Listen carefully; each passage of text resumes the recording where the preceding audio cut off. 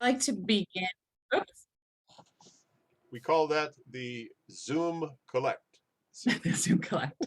So And I also like to with you. begin our meetings or worship services or whatever we're doing by setting our intention. So I'm asking that we could agree to the following: that we hold space for the Holy Mystery to be present and to guide us in our service to others, that we honor and value one another's experiences and individuality, and that we lead our interactions by our vows to serve with energy, intelligence, imagination, and love. And if you can agree to that, let us say together, these are our intentions. These are our intentions. These are our intentions. Please pray with me. Holy Mystery, may our words, thoughts, and actions be aligned with and centered upon your call in our lives. Amen. So I was talking with Larry, and we were discussing basically what every church and Presbyterian synod, regardless of faith tradition, is talking about: declining membership and church closures. And the interesting thing in that is that more and more studies are showing the importance of spirituality in our lives. So both in terms of resiliency after disasters, resiliency after trauma, physical health. There's a ton of research out there showing the importance of spirituality and physical health. And so it's this weird juxtaposition between needs increasing for spirituality and space for that, and decline in membership and church closures. And so I said, well, I'm willing to present some thoughts and facilitate a conversation. And I think the looming questions are, who's next? When will that be us? And the general questions of why aren't we growing? Why can't we attract new membership? Why are people leaving? Why is soccer always scheduled on Sunday mornings? Why can't they have it at a different time? And so as we consider these impediments to worship, I thought that there were really three places we needed to look: outside of the church, within the church, and then within ourselves as leaders. So outside of the church, some of the things that I think we need to think about, and we'll discuss in a little bit, things that may be keeping people away. Economics. Who can afford the gas?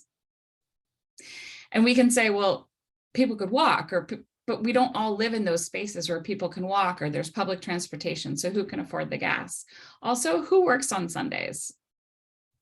There are a lot of people who can't come to church because economically they have to be at work.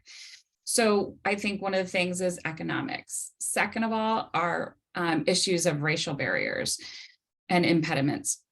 Is this a welcoming place? Is this a place that I'm going to be safe? Is this a place where my experience is going to be respected?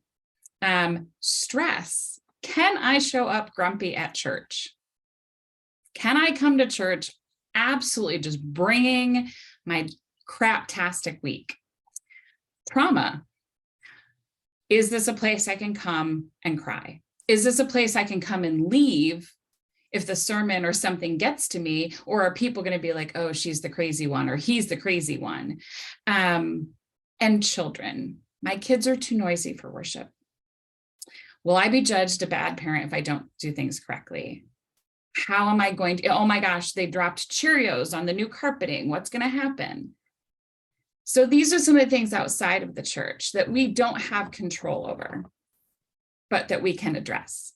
Then barriers within the church. What do we do that may cause people to feel unwelcome? I think the first one that many of us may be thinking of, we've always done it this way. We've always done it this way. This is the way we do it. You have to just adapt to us. You have to come in and make it work here. And by the way, please don't give us any suggestions until you've been here for what, a year, 2 years? We had a family come in and have suggestions at week 3, and people were just like, whoa, this is how we do it. And I was like, no, this isn't how we do it. So we've always done it this way. Barriers and impediments. Those parents do need to control their children. Please bring your children. We will really want your children. And we're going to send them downstairs during worship because we like them to be quiet. I'm not saying if that's the way your church works, that you have a Sunday school during church, that that's a terrible thing. but it is a message that says we want your children here as long as they're quiet, as long as they're set apart. So how do we balance that and say, yes, some people need it quiet, and also children make noise, and all parents parent differently. Barriers and impediments, we can't meet all of the needs. So why bother trying for a few? And what do I mean by this is this, like, thinking back to outside the church, the economics. Well, there's, two people who work at McDonald's who might come on a Wednesday night. Am I going to put in the effort to come back on a Wednesday night when I'm so busy as a pastor? I'm speaking as a pastor who goes, do I really want to do that? And also, that can be an impediment. And the other one that I thought of post the conversation with Larry is we have to have programs. We are a program-based church. We're going to have programs for everything. We get program overwhelmed, and we get really focused on our programming. And I think we buy into this idea that churches are graded on their programming. How much programming do you have? People will say to me, oh, what do you do during the week? And when I say, well, we don't have anything during the week, people have literally said to me, how do you have nothing during the week? Well, I can explain it to you, and I will, and we can talk about that later. But this idea of the barriers within the church, we've always done it this way, and we're a program-driven church, and these are the things we have to do. And then I think one of the hardest is looking at the impediments within ourselves. What are we holding control of? What are our hot button issues, demands, expectations? What do we want of worship? As I was thinking about this, I shared with Larry, we have joys and concerns every Sunday.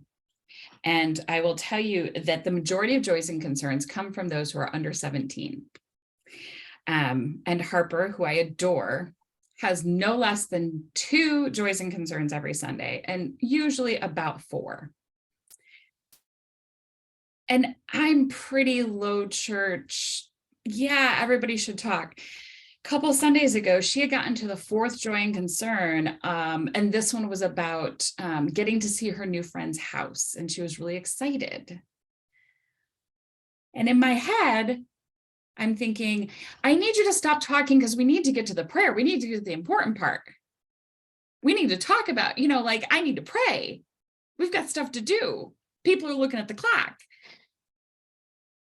That was an impediment. That was my own stuff coming through. I thankfully kept my own stuff, shoved underneath my robe. That's why we wear a robe, right? So nobody can see what's going on underneath. I kept it in there. But I think that we need to be honest about what we are bringing and the things that we have been raised with and that we have been taught that this is how it needs to go. And so I invite us, with kind of tossing these things out, to begin and say, in what I shared, where are the spots that I am blind to? What are things that you think we should add? And what are your experiences, challenges, what rings true? Because what I would like to do is to be able to take this and afterwards come up with a list, or just a little document to be able to share with pastors and say, hey, these are things we are thinking about.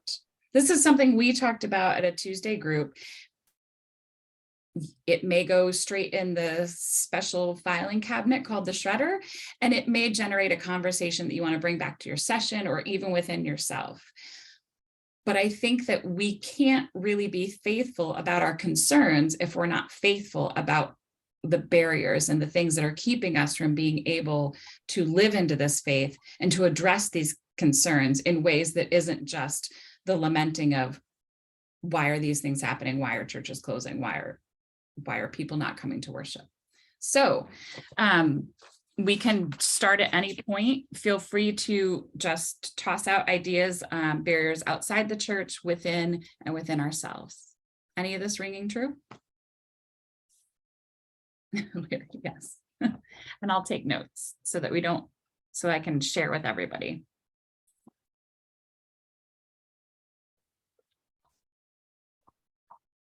I wonder if it's helpful to invite further conversation along the lines of naming our expectations. I mean, I think that our expectations, along with senses of impediments, they kind of go hand in hand. But it's hard to address anything within us, within our congregations, if we don't say, well, this is the expectation that isn't being met.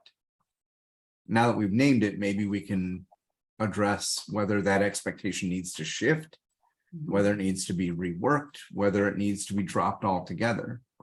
Right. If the expectation is kids in worship are not a distraction, then do we need to redefine what our expectation is to have families in church? Or do we instead need to redefine how we manifest, allowing space for that? Yeah. I don't disagree with any of the examples you gave. I just wonder if that's another way to keep approaching the conversation at the same time. I think that's a great way to approach it, and I think I addressed that thinking very frankly about myself, what are those things within ourselves, our own expectations of how it should run, because I think I'm used to the conversation being about others' expectations and how we're managing that. And I think one of the things that we sort of overlook is what we're bringing to. And so, yes, I think that's a great place to start. What are the expectations, both that we feel heaped upon ourselves, that we bring, and then in the wider expectations, and how do we address that narrative? Mhm.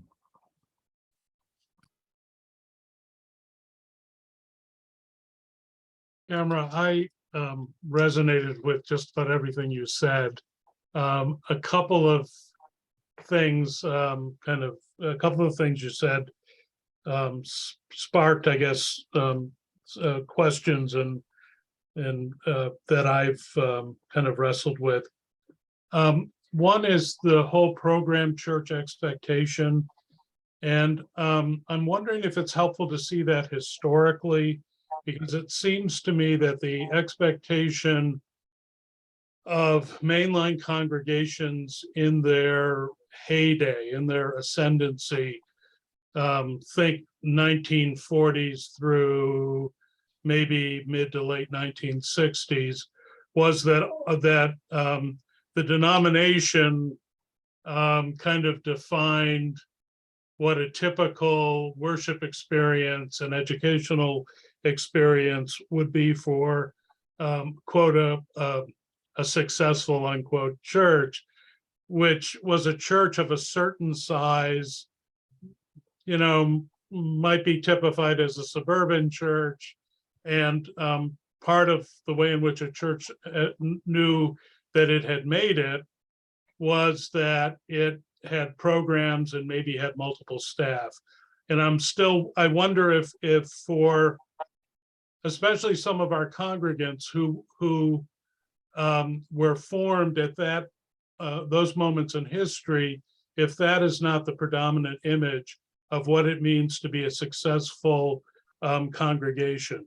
And so a lot of our congregations, I think, deal with significant senses of failure and inferiority.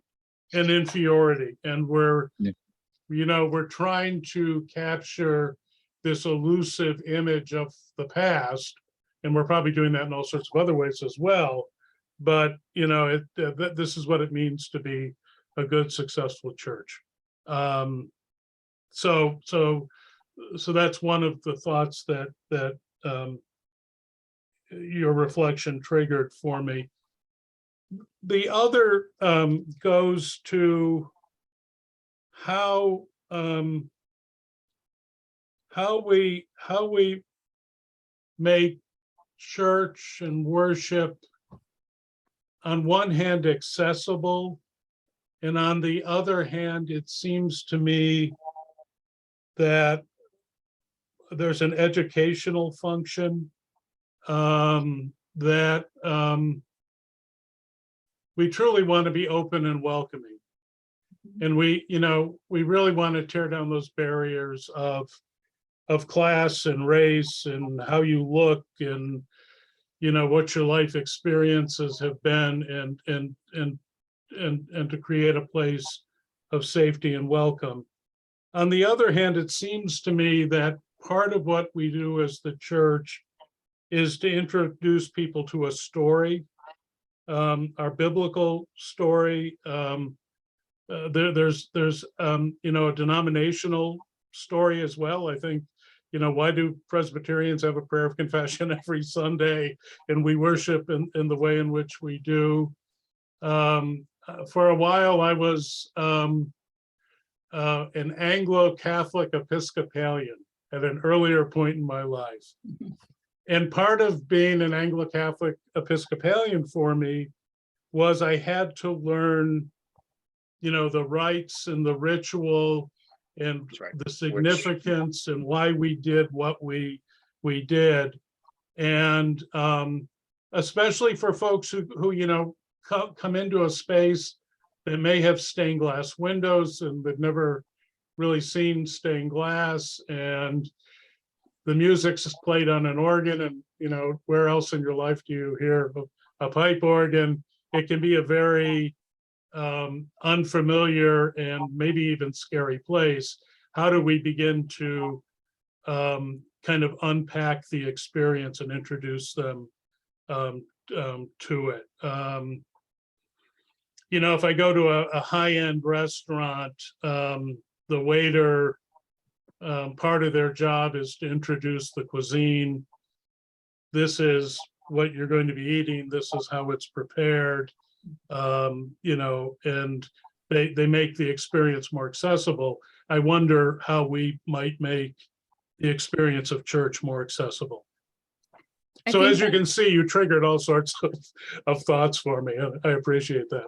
Well, I'm glad you brought that up. I think making church more accessible is a really great thing that can have some pretty not quick, like solvable things, but I think we have like a little, and this isn't totally accessible, but it made me think of, we have this thing about children in worship, and like, these are the things, like, we expect noise, we expect, Cheerios, these are the things we expect.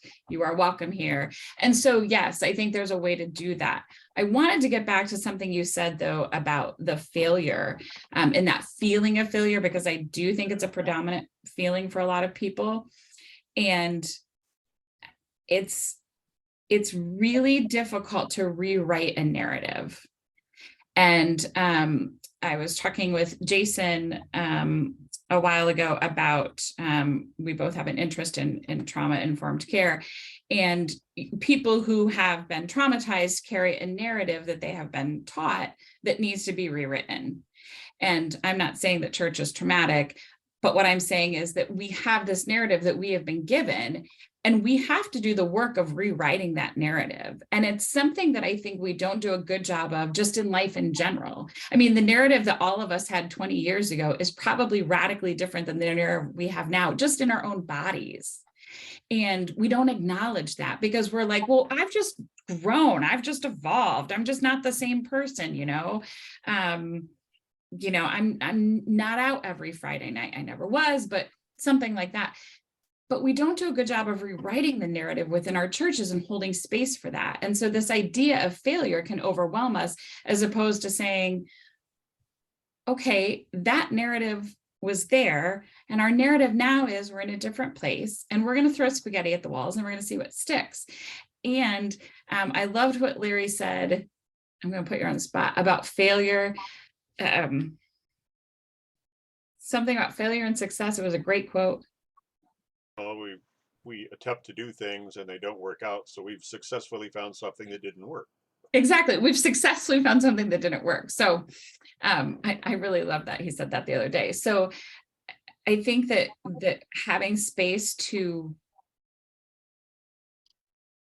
not say we're failing, but to say that is a narrative that isn't working anymore, it is really important, and hold space for those who are grieving that change. And then how do we as leaders effectively reflect a new narrative? and not just, shut up, don't go there, but I hear you. And this is where we're at. And this is what we are weaving together now. This is our co-created space and holding the tension for that. So I just wanted to address that. Victor, did you have something? No, Oh, okay. I heard you jumping in. Didn't want to speak over you. Right.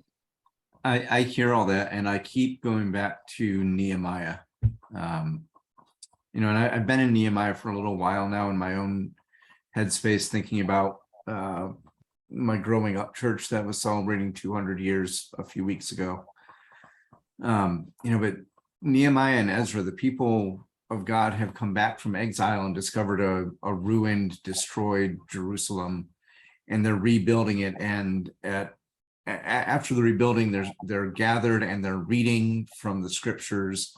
They're reading the narrative of their identity, and throughout it, Nehemiah makes a point of saying there was a loud clamor from everyone, for those who were crying out in joy and those who were crying out in lament were mingled together. No one could distinguish which was which. There was joy for what was being reclaimed and what was going forward, and there was lament for what used to be and what no longer was, and it was all tied in together. And that was a faithful moment of being. Both of those things were true at the same time.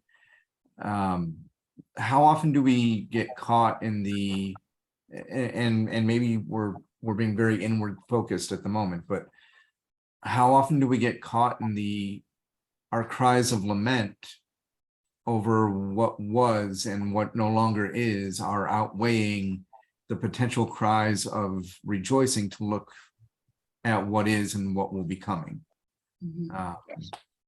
And how much of that is our job as church leaders to say it's okay to grieve and lament. Things are different, and that difference creates loss, but at the same time, there's so much more that we can reclaim. There's so much more that we can look forward to. Even if we don't know exactly what that looks like, there is something more that is on the horizon, because we believe, we know, we trust God is not done with us yet. Even if everything that looks familiar and known around us is changing, that does not mean God is done with us yet. And I don't know, maybe we don't say that enough. Maybe we don't say it explicitly enough. I don't know, but I can't stop thinking about it either. Well, I love the way you said that, because it reminds me also of this idea that I think is really affecting a lot of our churches, at least ones that I know of, is this idea of our legacy. And I think that when you were talking about joy of what comes yet, well, what's in it for me? Like, I need to do this in order to have this joy. I need to do this in order to make sure that this is known. And this idea of holding lament and joy for the unknown. I am still a part of the unknown. And I think we get so focused on what we are a part of that's tangible to us. I was in the bell choir, I hear that here. Well, I was in the bell choir for 20 years. I am so thankful for those 20 years that you had the bell choir. We don't have anyone who wants to play bells now. I can't help you. You can play by yourself, but it's not going to sound the same. And holding joy for what's coming, like the fact that we have kids running around for godly play. Like, I know it's not the same and it's not an equivalent, but you are a part of that legacy because you were here for 20 years playing bells. And so I need to go back and read Nehemiah and that, because this idea of both and helping people see that the not yet is still connected to them. Because I think that, at least in my experience, some people there's an impediment there. They can only hold the lament because that's what they know. And I don't know if that makes sense to what you were saying, but that's when you were talking, I was like, yeah. When you said the joy for what is still coming, we need to find a way to hold that. And for what is right now, of course. I've been preaching this now, just now, because, and so the question becomes, how do we move into that? How do we move into that future? Because I've been trying to say to people, okay, it is okay to grieve. You know, I love the Free to Be You and Me, Rosie Greer singing It's All Right to Cry. And that's what I'm telling my congregation now as we're headed to disillusion.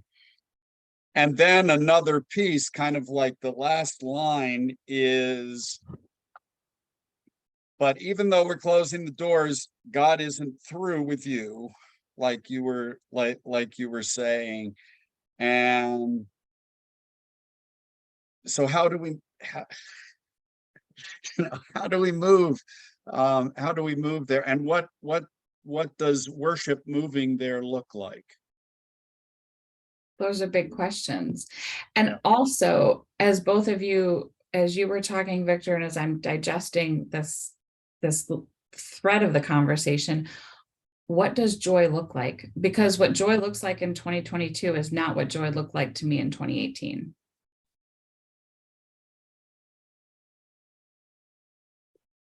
And I mean, maybe I'm just a Debbie Downer, but it doesn't look the same for me. Yeah.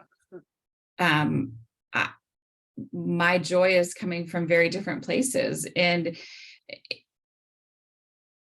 I think in some ways for me personally, it's probably more profound, but it's also a space in which I think as an individual, I have to choose to see joy more than I did. I feel like, at least maybe superficially, it came easier. It came more easily. My kids were still home 5 years ago. Well, Mia was, at least. We didn't have COVID. There was just a different rhythm. And now the kids are both, I mean, I'm joyful for them. They're happy, but they're not at home. So it's a different rhythm. COVID has radically changed everything. Our churches are changed. We have shootings constantly. There's war. Like, yes, we've had these things, but I feel like everything is exacerbated in ways that I can't always articulate, whether it's because it's 24-hour media or what. And I just wonder, Jason, about joy as well. Like, how are we defining it? Are we looking for it in the way it was? Is it similar to looking back and lamenting what was? Are we only looking for joy to show up in the way it used to? Does that make sense? Oh, yeah. In this conversation, I think there's a constituent base that are sitting in the pews of the churches in the Presbytery of Utica, for whom church is and will always be Sunday morning, 10 a.m., 3 hymns and a sermon. That's what it is. And I don't know that there's a way to change that. I think that the only way I can see to navigate this is to say to that constituent base, you know what? We are going to be here for you to do just that, as long as we possibly can. We will be here to bury you. We will be here to baptize your grandchildren. We will be here. Your great grandchildren will be here to do that. At the same time, there's a momentum in another direction. Mm-hmm. And we need to pay attention to that direction. We need to invest resources in that direction. I read an article this week, which I will put in the chat, that talks about, it refers to it as a coming awakening that you won't hear about from the pulpits. but it's two rabbis that are about to publish a book that talks about the future of faith, at least in our culture, is going to move further and further away from authoritarian, one person that is the leader and has all the knowledge, to empowerment, empowering communities. As we've talked about these things, a moment ago I thought about Todd Bolsinger and Canoeing the Mountains, because he talks a lot about this, and he talks about innovating at the edges.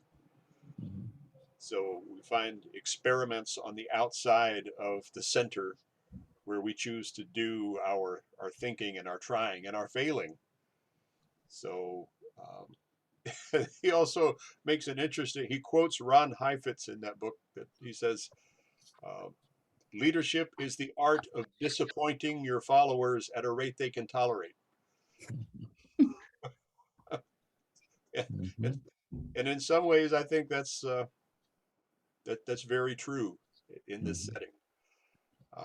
Yes, I understand. I know you are sad because the churches are no longer full, the Sunday schools are no longer humming.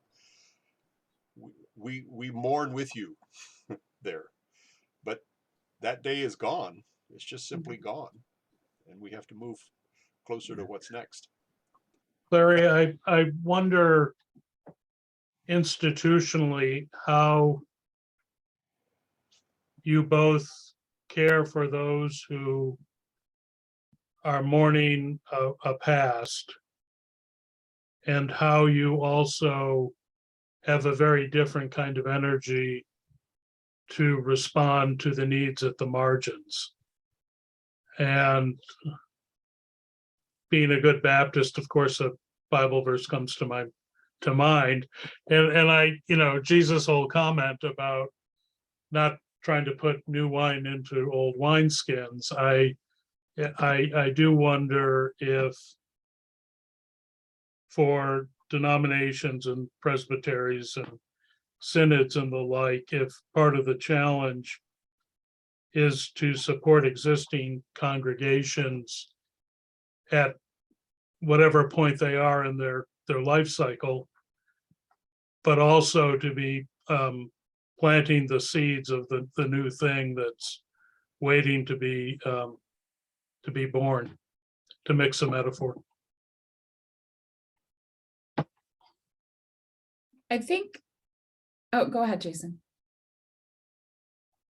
I echo what Larry was saying, but for me, it's a sense of inviting creative theological imagination. And not ironically, but interestingly, we engage that same tension of holding the legacy while looking forward that is a part of our stories of faith. I mean, we look all the way back to Exodus, and that's precisely what the tension that Moses was living in. You've got a whole generation of people, a whole nation, who really can only wonder why they left Egypt in the first place, because of the discomfort of the unknown future. They wanted the legacy back. They wanted what was familiar. And at the same time, Moses was left with the responsibility of kind of yanking on the bit in their mouth, saying, no, come on, we gotta keep going this way. We gotta keep going this way. And it was a both and Moses quickly found out, and thankfully he had people around him, even God telling him, you can't do this by yourself. Pick up other people that will help with that. You may be the one that's taking the balcony view, again, to go back to Bolsinger and other, I think Heifetz as well. You might be the one that has to take the balcony view, but you need people who you are in constant communication with, who are down there on the dance floor, seeing the steps in the spaces right where they are. And it's not easy. But it is faithful. But to play a little bit if I can with that biblical story, Mm. you know, one of the things, yeah, Moses could not lead alone, no doubt about it. But I think Moses had to bury an entire generation. You know, he led one generation out of Egypt, and he leads another generation to the door of the promised land. Mhm. And by that point, he's probably aged and doesn't get there himself. It's Mhm. someone else who picks up his mantle and carries the mission forward. And I do wonder, kind of looking at mainline Protestantism, where I've spent my, you know, last 40 years, if we're not in one of those moments where one generation and its vision for what the church is and should be is slowly passing from the scene, and we're awaiting a new generation to pick up the mantle and to carry it forward. I guess the question is, are we waiting for the new generation, or are we standing in their way? And as I was listening to the story, frankly, nobody was happy with Moses. Nobody was happy. So I'll just be frank. I throw spaghetti at the wall all the time. I am the best success at failure ever. And I think part of it is I didn't ever want to do parish ministry. I was going to be a chaplain, as Victor can tell you, all through ordination. I'm only doing chaplaincy. And so when I came, and I feel guilty saying that to y'all who like wanted to be pastors, like I was never. And so I think my fear of failure has been a little, maybe I've been too cavalier, but not everybody's happy.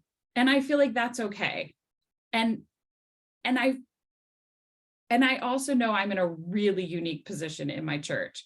But as Jason was telling that story, I'm just thinking nobody was totally happy.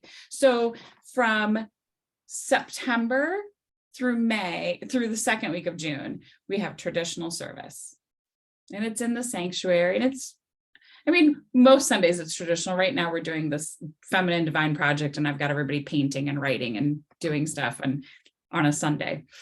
But most of the time it's traditional. But in the summer, it's non-traditional. We've got Bible Jeopardy, we've got scavenger hunts, we've got Be the Church, we've got Play in the Dirt. We have all these non-traditional things.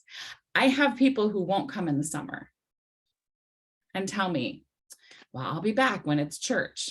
And I say, I will miss you this summer, but this is church to a lot of people. And I have people who say to me at the end of the summer, I really love it here. I'm going to miss the summer. Nobody's happy. So maybe that's our goal. Nobody happy. No, I'm just kidding. But and I say that cavalierly to try and bring a little brevity to a horrible situation that we are facing, because I think you're right. We have this generation who's unhappy. We have the next generation who's unhappy. Everybody's frustrated. But at the end of the day, I'm not sure that one generation has to pass away for the next to take over. I feel like there has to be a space where we meet and say, this is what I need. This is what I need. These are my non-negotiables. Okay, well, so far your non-negotiables can't match. So you've got to bring it down to something that we can be together. And that may be doing things differently. I don't know. I guess I want to be when Jason jumped on the call, Larry said you're a regular, and y'all are regulars, and I'm the irregular one actually in this conversation, because I haven't been able to be here on Tuesdays because of classes. I'm also the irregular one in this weird space in ministry. And so I feel like it's okay to be like, let's do something different. Let's try something different. And to also be an encouragement that if not everybody's happy with you, call me, because not everybody's happy with me. Well, I think there's a lot to that. That not everybody's happy with me. Well, I think just I'm just teasing, Larry. I had a college roommate that used to say there's some people you couldn't please with an automatic pleaser. So, hey, Mark, you and I were together one evening for a moment that was really pivotal in some of my thinking. When we were at the Art of Transitional Ministry in Princeton, and we went to Sue Riggle's sister's house for dinner Yeah. at night. And her daughter came, the sister's daughter came in, and someone had the temerity to ask her, why does your generation not care about church? And she didn't miss a beat. Because the church doesn't care about anything I care about. So what that said to me was, we need to pay attention to that. We need to act like we care about the things that generation cares about. We need to learn to care about the things that that generation cares about. Yeah. Because they'll see through an act quicker than anything else. Yeah. Sorry. In my assessment, maybe a generation needs to pass away before another can pick up the mantle and move things forward. I mean, that's my context. I'm serving two churches. I would not say this to their face, but you know, the trajectory is these are two churches on a pathway to death.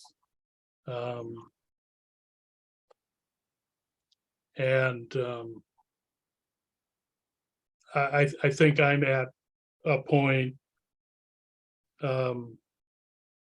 This is what makes sense to me, and allows me to remain engaged.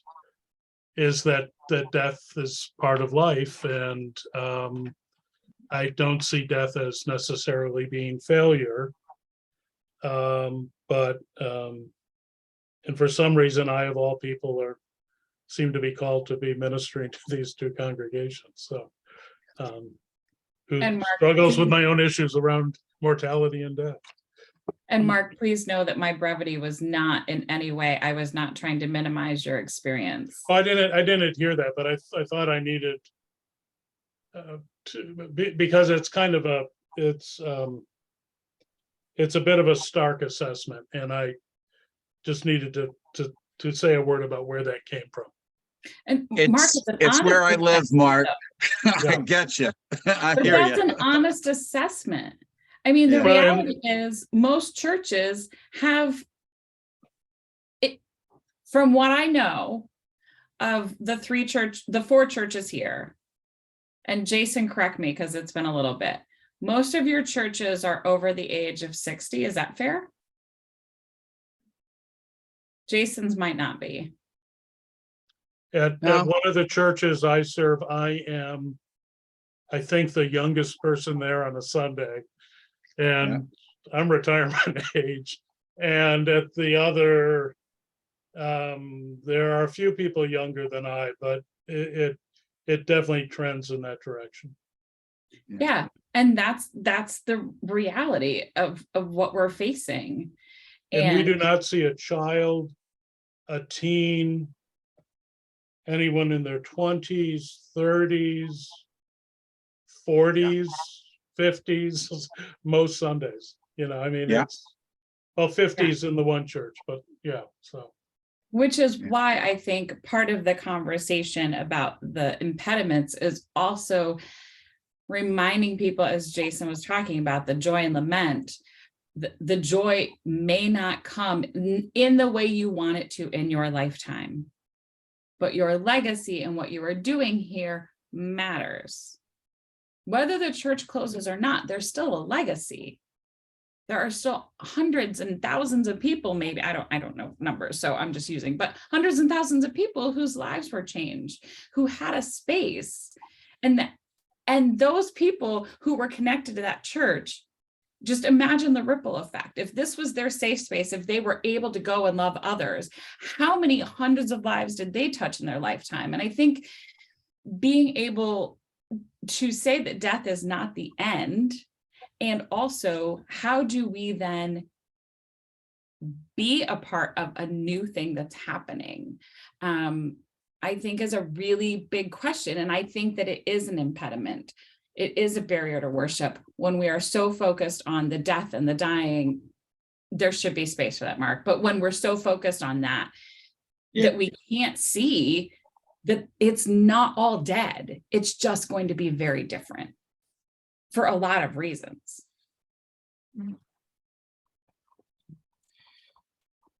One of the things that I didn't mention earlier, and maybe we all, especially myself, because I'm realizing that I haven't thought of it, I need to.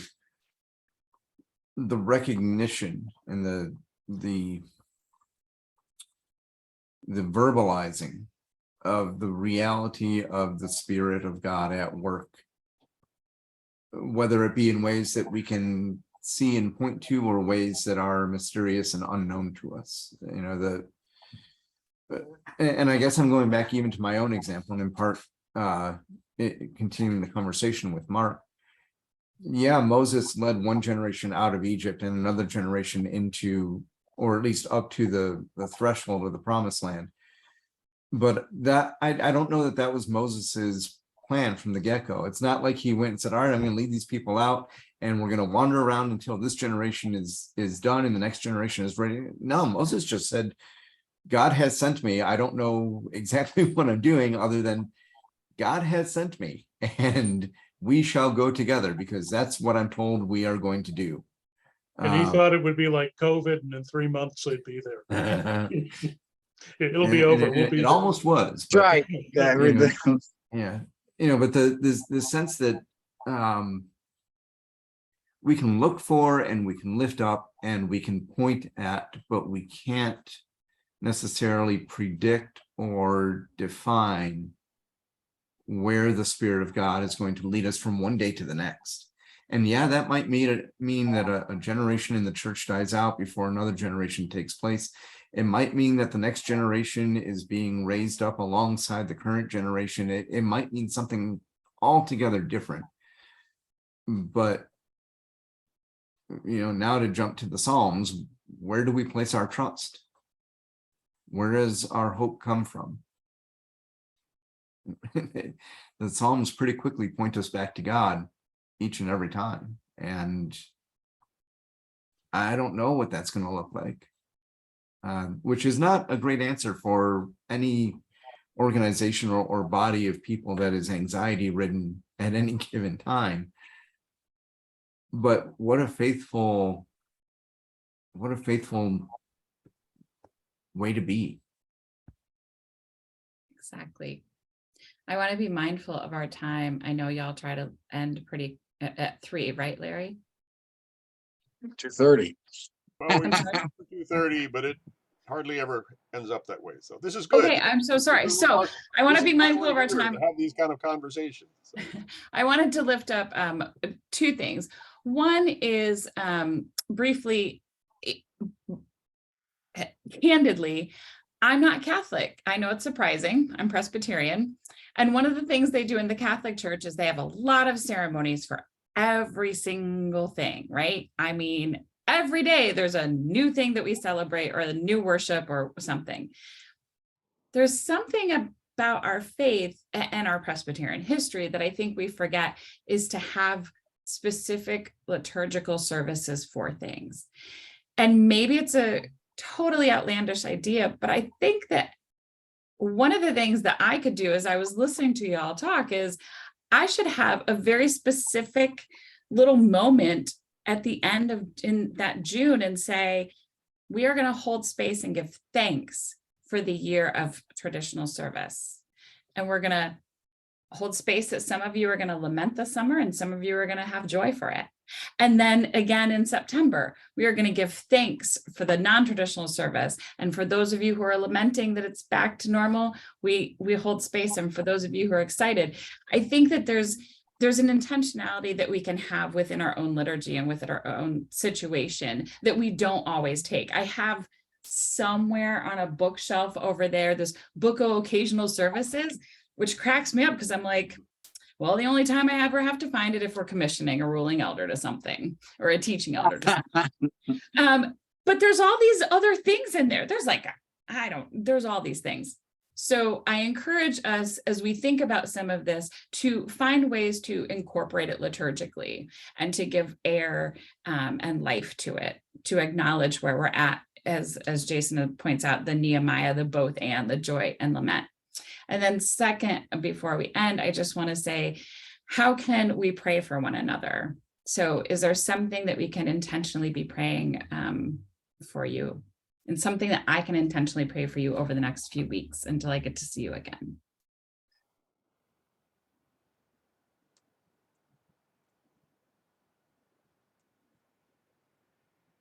If I may be so bold, ongoing prayers for Victor and the Whitesboro congregation as Thank they, you. in a very real way, navigate all of this in their daily living, in their forward looking over the next few months. Yeah, and I thank you so much for that, Jason. And I just resonated with something that Tamara said, which was so good about having occasions. You know what is, I mean, it's panic time for me, but what is so good in my life right now is that we had a funeral on Monday, and we have a wedding on the 22nd of October. And it seems like right now I'm putting a lot in, but those are the occasions. And you know what's funny about that too, is people that I'm not seeing in church are coming to these special occasions. And they're also coming to the fellowship activities away from the church. So there is a need for the sacred space. And I also think of our concluding service is going to be a big, half event too. So that's enough for me. But thank you, Jason. Mark, you're navigating a property sale now. So. Actually, 2 property sales. Something occurred to me. It may explain a dark cast to my mind today. I just came from the funeral of a 97-year-old woman, a faithful layperson in the Methodist Church, very involved in ministry from what I know. And there wasn't a Methodist pastor anywhere to do her funeral service. And so I was asked if I would, and said I would. And the only 2 people who showed up were her granddaughter and her granddaughter's husband. She had outlived most of her contemporaries. And so we didn't do a funeral. We went to the graveside and did a graveside service. So that's it just occurred to me I still haven't processed that completely. Yeah, the 2 churches I'm serving, WMO, with the Presbytery's permission, the clerk of session just signed the contract, and so we're on our way to looking to put that building on the market and close one chapter and hopefully open a new chapter in the life of that small and aging congregation. First Presbyterian is on its 4th buyer, who's an out-of-town gentleman of the Muslim faith, and I just sent him links to the Muslim mosques and communities in Utica, and I would ask prayers for both congregations and for myself as I'm leading churches through what for me is pretty uncharted territory.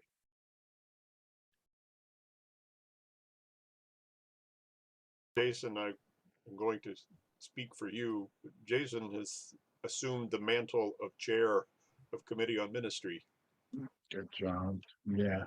Committee on Ministry has been limping along for a very long time now. So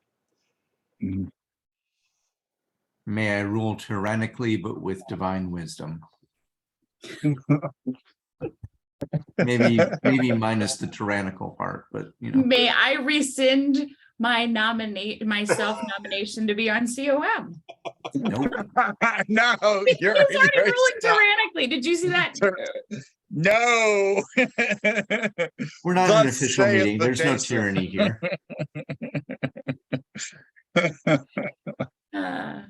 Larry, The anything? king on your is heart? dead, long live the king. Yeah. Anything on your heart or mind, Larry, that we could pray for? Just all that we've talked about, I think, has been on my mind for many years now, and it's discouraging when there's this undercurrent of the local congregation either tacitly or implicitly wants to know why the judicatory can't make this go away. Okay, well, that's not really within our power to do so. You know, why isn't the presbytery doing something about this? Well, who's the presbytery? The presbytery is not the Illuminati, you know. It's we. So it is all of us, but that for a people that are burdened with such heavy chronic anxiety, it's not a message that sinks in easily. So, yeah, there's magical thinking that says somebody somewhere is doing something differently that will take us back to that magical time. And it's I'd like to take us back to the initial conversation, not to revisit it, but to simply add in the well-practiced art of comparison is one of the things that is slowly eating us alive individually. it's a good impediment that we need to add.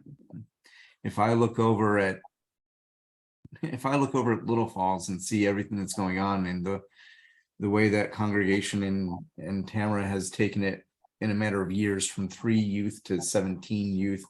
And I think, well, why am I not doing that? Or why am I not benefiting from that same kind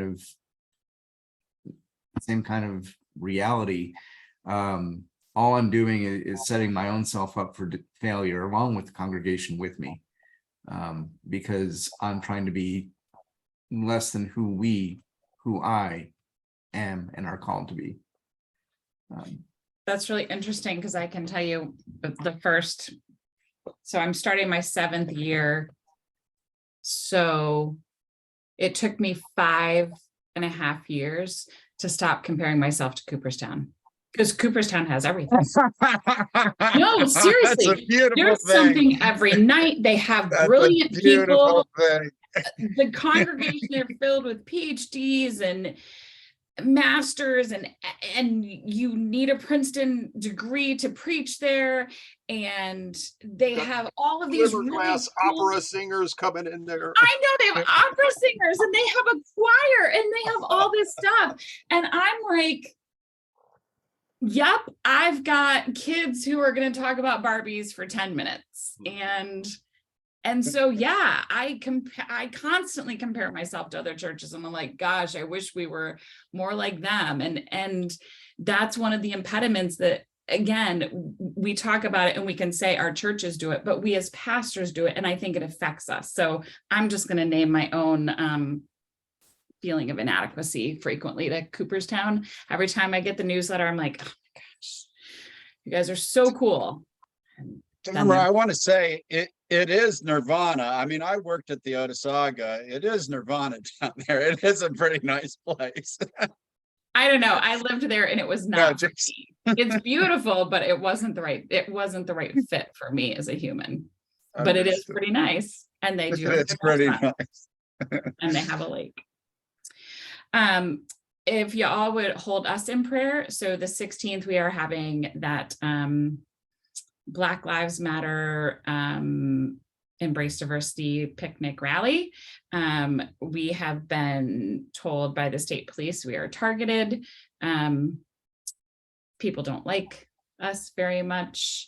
I think we're the only church in town that is open and we're the only church in multiple towns around us that is open and affirming, that believes in Black Lives Matter, that believes in science. And so I guess, I don't know.